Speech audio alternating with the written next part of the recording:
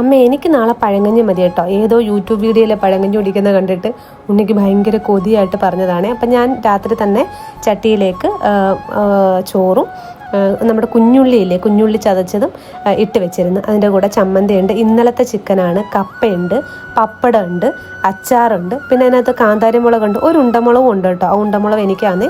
പിന്നെ അത് കാണുന്നത് നമ്മുടെ വഴുതനങ്ങ ഫ്രൈ ചെയ്തതാണ്. അതിൻ്റെ കൂടെ നല്ല കട്ട തൈരും.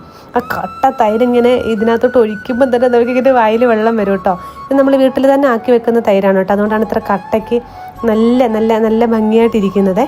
അങ്ങനെ പഴങ്കഞ്ഞിക്കുള്ളതെല്ലാം നമ്മൾ സെറ്റാക്കി വെച്ചു. ഇന്നാണെങ്കിൽ ഗവൺമെൻറ് ഹോസ്പിറ്റലിലേക്ക് നമുക്ക് 2 പൊതിച്ചോറും കൂടി കൊടുത്തു വിടാനുണ്ട്.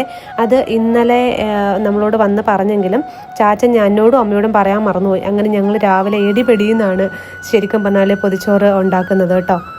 അങ്ങനെ ഇലയൊക്കെ വാട്ടി നല്ല കുത്തരി ചോറ് അതിലേക്ക് ഇട്ട് കേട്ടോ. ഇനി അമ്മ വെക്കുന്നത് ചൊരയ്ക്ക പീര പറ്റിച്ചതാണ് കേട്ടോ. നല്ല മൂക്കാത്ത ചൊരയ്ക്ക ആയതുകൊണ്ട് തന്നെ നല്ല ടേസ്റ്റ് ആയിരുന്നു കേട്ടോ അതിന്. ഇത് മീൻ ഫ്രൈ ചെയ്യുന്ന പോലെ വഴുതനങ്ങ ഫ്രൈ ചെയ്തതാണ് കേട്ടോ. നമുക്ക് മീൻ കിട്ടിയില്ലെങ്കിൽ നമ്മൾ സ്ഥിരം ചെയ്യുന്ന ഒന്നാണ് ഈ വഴുതനങ്ങ ഇങ്ങനെ ഫ്രൈ ചെയ്തെടുക്കുന്നത്. ഇത് വെണ്ടയ്ക്ക മെഴുക്കുവരട്ടയാണ്. ഈ വെണ്ടയ്ക്ക നല്ല പിഞ്ചായിരുന്നു കേട്ടോ. അതുകൊണ്ട് നല്ല ടേസ്റ്റ് ഉണ്ടായിരുന്നു. പിന്നെ കൂടെ ഒരു മുട്ട പൊരിച്ചതൂടെ വെക്കുന്നുണ്ട്. ചിക്കൻ നമുക്ക് തലേന്നത്തെ ആയതുകൊണ്ടാണ് കേട്ടോ ഈ പൊതിച്ചോറിൽ വെക്കാഞ്ഞത്.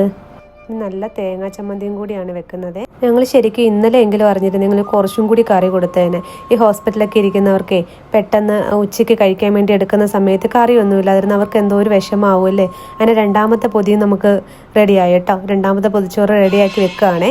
പൊതിച്ചോറ് സെറ്റായപ്പോഴത്തേക്ക് വീണ്ടും പഴങ്കഞ്ഞിയിലേക്ക് വന്നു കേട്ടോ. എനിക്ക് ഉണ്ണിക്കുള്ള പഴങ്കഞ്ഞിയാണ് കേട്ടോ ഇപ്പോൾ 2 ബൗളിലായിട്ട് എടുക്കുന്നത്.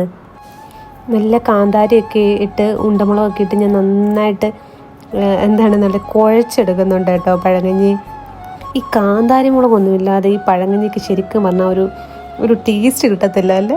കാന്താരിക്കൊക്കെ ഇന്ന് ഭയങ്കര ഇച്ചിരി ഉള്ളെങ്കിലും അതിൻ്റെ ഒരു രുചി ഭയങ്കരമാണ്. കാന്താരിയും ഞാൻ ഈ ഉണ്ടമുളകെന്നാണ് കേട്ടോ നമ്മുടെ ഇവിടെ പറയാം. നല്ല എരിവാണ് ആ മുളകിനെ. അങ്ങനെ ഉണ്ണിക്കും കൊടുത്ത് പഴങ്കഞ്ഞി. എന്തായാലും കുടിക്കാൻ തയ്യാറായിട്ടൊക്കെ ഇരിപ്പുണ്ട്. അങ്ങനെ എന്നും അങ്ങ് കഴിക്കണമെന്ന് താല്പര്യമൊന്നും ഇല്ല കേട്ടോ. ഇന്ന് എന്തോ യൂട്യൂബിൽ ഏതോ വീഡിയോ കണ്ടിട്ടാണ് എനിക്ക് പഴങ്കഞ്ഞി തന്നെ വേണമെന്ന് പറഞ്ഞത്.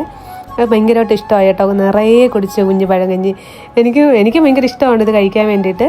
ഏട്ടനും ഭയങ്കര പഴങ്കഞ്ഞി കൊതിയനാണ്. പക്ഷേ ആൾക്ക് കുറച്ച് കൊളസ്ട്രോളിൻ്റെ ഒക്കെ ഇഷ്യൂ വന്നപ്പോഴത്തേനും പഴങ്കഞ്ഞി അങ്ങ് ഏട്ടൻ നിർത്തിയിരുന്നു. അവൻ നല്ല മുളകൊക്കെ കടിച്ചൊക്കെയാണ് തിന്നുന്നത് കേട്ടോ. ഇനി എൻ്റെ ഊഴമാണ് പഴങ്കഞ്ഞി കുടിക്കുന്നത്. എനിക്ക് പണ്ടേ ഭയങ്കര ഇഷ്ടമാണ് പഴങ്കഞ്ഞി. പണ്ട് ഞാൻ സ്കൂളിൽ പോകുമ്പോഴേ രാവിലെ ബ്രേക്ക്ഫാസ്റ്റ് ആയിരുന്നില്ല കേട്ടോ കഴിക്കുന്നത്. ബ്രേക്ക്ഫാസ്റ്റിന് കഴിക്കുന്നത് ചോറായിരുന്നു. എനിക്ക് ഭയങ്കര ഇഷ്ടമാണ് ചോറും ചമ്മന്തിയും ഈ മത്തി പൊരിച്ചതും അതിൻ്റെ കൂടെ നാരങ്ങാച്ചാറും ഒക്കെ, അല്ലെങ്കിൽ ഒരു മുട്ടയായാലും മതി കേട്ടോ. സ്ഥിരം ചോറായിരുന്നേ അന്ന് കഴിച്ചുകൊണ്ടിരുന്നത്. ഞാൻ ഇവൻ്റെ കൂടെ കഴിക്കുന്നതെങ്കിൽ ഞാൻ എന്ത് കഴിച്ചാലും അവൻ എൻ്റെ പാത്രത്തിൽ നിന്നും കൂടെ വേണം.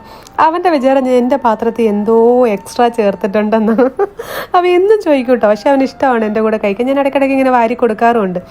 ഞാനെടുത്തപ്പോൾ ഒരു വഴുതനങ്ങ ഫ്രൈയും കൂടെ എടുത്തായിരുന്നു. അത് അവൻ്റെ വായിൽ പോയി. അതാണ് ആ എക്സ്പ്രഷൻ ഇടുന്നത്. അതൊന്നും അത്ര വലിയ താല്പര്യമൊന്നും ഇല്ല കേട്ടോ. വെജിറ്റബിളൊക്കെ കഴിക്കാൻ ഭയങ്കര പാടാണ് കുഞ്ഞിന്.